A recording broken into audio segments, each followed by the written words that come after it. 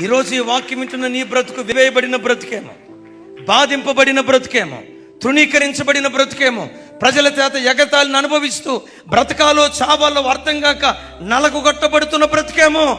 నిన్ను దేవుడు ఎందుకు సమకూర్చాడో తెలుసా?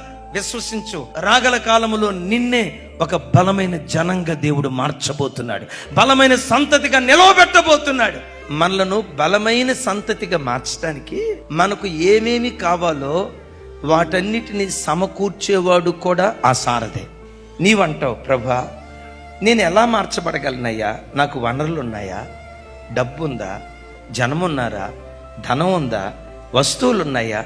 ఎలా నేను మార్చబడతానయ్యా అంటే, విచిత్రం చెప్పమంటారా? నేను బలమైన జనంగా మార్చడానికి నీకు ఏమేమి కావాలో దేవుడే తన మహిమలో సమస్తము సమకూర్చటం ప్రారంభిస్తాడు. చప్పలు కొడుతూ స్తోత్రాలు చెప్తా.